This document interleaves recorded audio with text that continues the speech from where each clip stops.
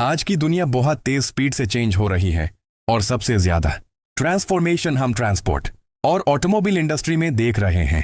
पहले वक्त था जब पेट्रोल और डीजल कार्स को ही फ्यूचर समझा जाता था और लोग सोचते थे कि बिना पेट्रोल के गाड़ी चल ही नहीं सकती। लेकिन आज सिचुएशन बिल्कुल चेंज हो चुकी है। चाइना ने इलेक्ट्रिक व्हीकल्स यानी ईवीज की इंडस्ट्री में ऐसी एंट्री ली है कि पूरी दुनिया की ऑटो मार्केट हिल गई है।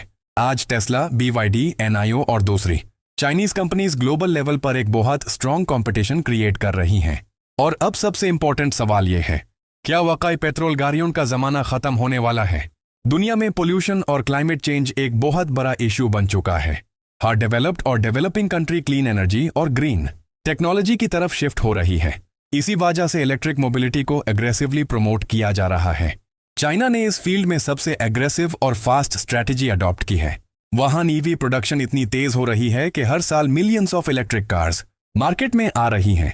सिर्फ कार्स ही नहीं बल्कि बैटरीज, चार्जिंग सिस्टम्स और स्मार्ट इंफ्रास्ट्रक्चर भी पैरेलल डेवलप हो रहा है। पहले इलेक्ट्रिक कार्स को लग्जरी समझा जाता था, एक्सपेंसिव और लिमिटेड रेंज वाली टेक्नोलॉजी, लेकिन चाइना ने उनको मास मार्केट प्रोडक्ट बना दिया है। अब मिडिल क्लास लोग भी ईवी अफोर्ड कर सकते हैं, जो पहले पॉसिबल नहीं था। अब लोग कंफ्यूज हैं, क्या पेट्रोल गाड़ी लेना अब भी सेफ ऑप्शन है? ईवीज प्रैक्टिकल हैं या सिर्फ एक हाइप? और सबसे बड़ा सवाल, क्या ऑयल इंडस्ट्री पे इसका लॉन्ग टर्म इफेक्ट होगा? चाइना ने सिर्फ कर्ज नहीं बनाई बल्कि एक कंप्लीट इकोसिस्टम कंट्रोल कर लिया है। Lithium batteries, AI driving systems, software integration और मैन्युफैक्चरिंग चेन, सब कुछ। इसी वजह से पुरानी ऑटो कंपनीज प्रेशर में ना गई हैं और अब ईवी ट्रांजिशन को फास्ट कर रही हैं। और यहां से असल गेम चेंज होता है। चाइना की ईवी इंडस्ट्री का सबसे बड़ा एडवांटेज लो प्रोडक्शन कॉस्ट, मैसिव स्केल और स्ट्रॉन्ग गवर्नमेंट बैकिंग है। इसी वजह से चाइना दुनिया का सबसे फास्ट ग्रोइंग ईवी हब बन चुका है। BYD जैसी कंपनीज अब टेस्ला को डायरेक्ट चैलेंज कर रही हैं। कुछ ग्लोबल मार्केट्स में BYD ने टेस्ला को सेल्स में पीछे छोड़ दिया है, जो इंडस्ट्री के लिए एक शॉकिंग मोमेंट था। चाइना सिर्फ गाड़ियां नहीं बना रहा बल्कि advanced lithium battery technology, ultra fast charging networks, smart AI driving systems, autonomous driving features, सब कुछ एक कंप्लीट इकोसिस्टम की तरह डेवलप कर रहा है। अब अगर हम पेट्रोल और इलेक्ट्रिक कार्स का सिंपल कंपैरिजन करें, petrol cars fuel cost continuously increase होती जा रही है, मेंटेनेंस ज्यादा एक्सपेंसिव होती है, पोल्यूशन हाई लेवल पर होता है, engine wear and tear common है। Electric cars charging cost significantly low होती है, मेंटेनेंस मिनिमल होती है, एनवायरनमेंट फ्रेंडली होती है, साइलेंट और स्मूथ ड्राइविंग एक्सपीरियंस मिलता है। लेकिन अभी भी एक मेजर चैलेंज है, चार्जिंग इंफ्रास्ट्रक्चर। हर कंट्री में अभी तक ईवी चार्जिंग स्टेशंस उतने डेवलप्ड नहीं हैं जितने पेट्रोल पंप्स होते हैं, और ये गप अभी ट्रांजिशन फेज में सबसे बड़ा चैलेंज भी है। चाइना इस प्रॉब्लम को भी एग्रेसिवली सॉल्व कर रहा है। वहां fast charging stations rapidly install हो रहे हैं और हाईवे से लेकर सिटीज तक नेटवर्क एक्सपैंड किया जा रहा है।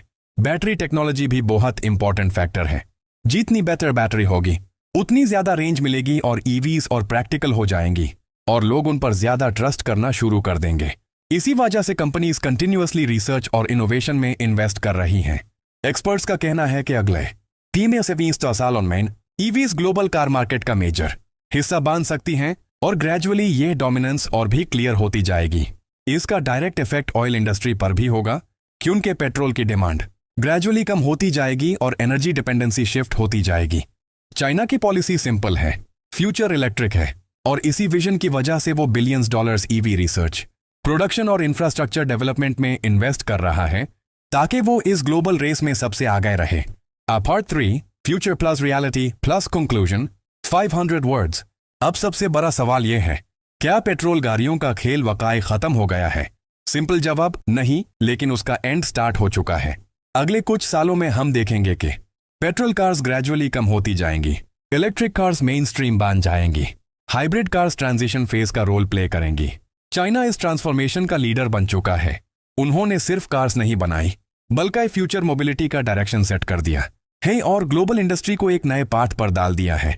अगर हम 2030 की बात करें तो बहुत से एक्सपर्ट्स प्रेडिक्ट करते हैं कि न्यू कार सेल्स का मेजर पोर्शन इलेक्ट्रिक व्हीकल्स का होगा और ट्रेडिशनल फ्यूल कार्स का इन्फ्लुएंस काफी रिड्यूस हो चुका होगा। लेकिन हर कंट्री एक जैसी स्पीड से ईवी अडॉप्ट नहीं करेगी। डेवलपिंग कंट्रीज में पेट्रोल कार्स अब भी काफी अरसे तक यूज होती रहेंगी कि उनके वाहन इंफ्रास्ट्रक्चर, कॉस्ट और अवेयरनेस का गप अभी भी एग्जिस्ट करता है। इसका मतलब ये है कि ये कोई इंस्टेंट रिप्लेसमेंट नहीं है, बल्कि एक ग्रेजुअल ग्लोबल शिफ्ट है जो स्टेप बाय स्टेप कंप्लीट होगा। चाइना ने दुनिया को वेकअप कॉल दे दिया है।